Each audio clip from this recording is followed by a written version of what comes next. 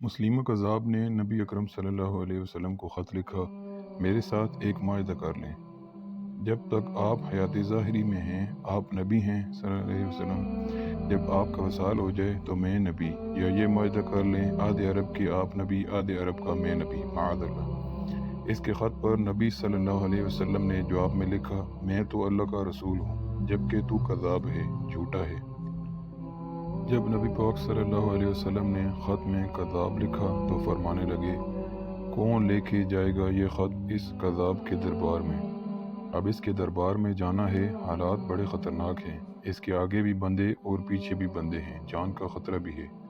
ایک صحابی تھے چابڑی فروش، سر پر ٹوکرا رکھ کر مدینے کی گلیوں میں کھجوریں بیچتے تھے۔ 11-12 بچوں کے باپ تھے، جسمانی طور پر بھی کمزور تھے۔ کھجور کھا رہے تھے، فٹافٹ اٹھے، ہاتھ کھڑا کر کے کہا، حضور کسی اور کی ڈیوٹی نہ لگائیے گا، میں جاؤں گا۔ جب یہ الفاظ جلد بازی میں کہے تو ان کے منہ سے کھجور کے ٹکڑے مجلس میں بیٹھے صحابہ کے چہروں پر گرے۔ ایک صحابی کہنے لگے، اللہ کے بندے پہلے کھجور تو کھا لے، بڑی جلدی ہے تجھے بولنے کی۔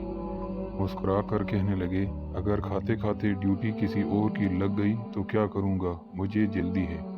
اللہ اکبر۔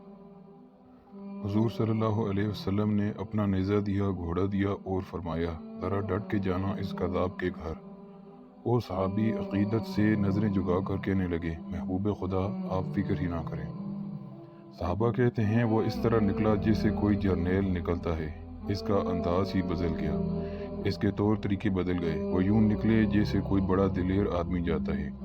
وہ صحابی مسلمہ کذاب کے دربار میں گئے، وہاں ایک شخص جو بعد میں مسلمان ہوا وہ بتلاتا ہے، وہ صحابی جن کا نام حضرت خبیب بن زید تھا، جب وہاں دربار میں پہنچے تو اپنا نیزہ زور سے دربار میں گاڑ دیا۔ مسلمہ ٹھٹک کے کہتا ہے، کون ہو؟ آپ نے غراتے ہوئے فرمایا، تجھے چہرہ دیکھ کے پتہ نہیں چلا کہ میں رسول اللہ صلی اللہ علیہ وسلم کا نوکر ہوں؟ ہمارے تو چہرے بتاتے ہیں کہ نبی صلی اللہ علیہ وسلم والے ہیں، تجھے پتہ نہیں چلا میں کون ہوں؟ مسلمہ کہنے لگا، کیسے آئے ہو؟ بے نیازی سے فرمایا، یہ تیرے خط کا جواب لے کے آیا ہوں۔ بادشاہوں کا طریقہ یہ ہے کہ وہ خط خود نہیں پڑھتے تھے، ساتھ ایک بندہ کھڑا ہوتا تھا، وہ خط پڑھتا تھا تو مسلمہ نے خط اس کو دیا کہ پڑھو۔ جب اس نے خط پڑھا تو اس میں یہ بھی لکھا تھا، تو کذاب ہے۔ یہ جملہ وہاں موجود سب نے سن لیا، اکیلے میں ہوتا تو اور بات تھی۔ وہ آگ بگولہ ہو گیا، آنکھیں سرخ ہو گئیں۔ سامنے حضرت خبیب بن زید رضی اللہ تعالیٰ عنہ تنے کھڑے تھے۔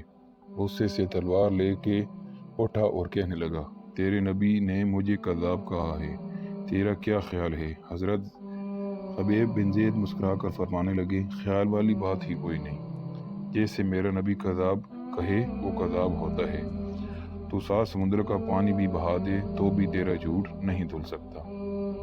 مسلمہ غصے کی شدت سے کانپتے ہوئے کہنے لگا، تو پیچھے پلٹ کے دیکھ، سارے میرے سپاہی، میرے پہرےدار، تلواریں، نیزے، خنجر، تیر، سب تیرے پیچھے کھڑے ہیں، میرے ماننے والے ہیں۔ حضرت خبیب بن زید رضی اللہ تعالیٰ عنہ فرمانے لگے، میرے 12 بچے ہیں، ان میں سے کچھ ایسے ہیں جو دودھ پیتے ہیں، کچھ ایسے ہیں جنہوں نے ابھی چلنا نہیں سیکھا۔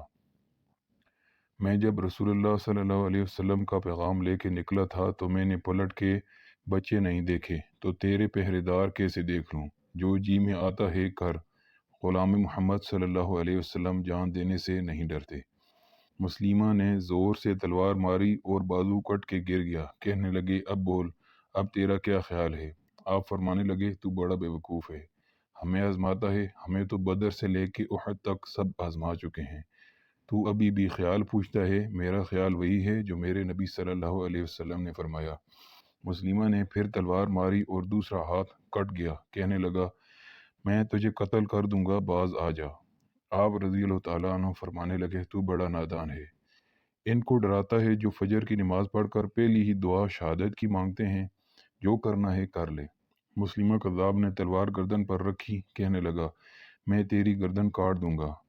حضرت خبیب بن زید رضی اللہ تعالیٰ عنہ فرمانے لگے، کاٹتا کیوں نہیں؟ روایت کرنے والا فرماتا ہے، مسلمہ کے ہاتھ کانپے تھے، تلوار چلائی، گردن کٹ گئی۔ ادھر مدینے میں حضور صلی اللہ علیہ وسلم کی آنکھوں میں آنسو آئے۔ صحابہ کرام رضی اللہ تعالیٰ عنہ نے پوچھا، یا رسول اللہ صلی اللہ علیہ وسلم کیا ہوا؟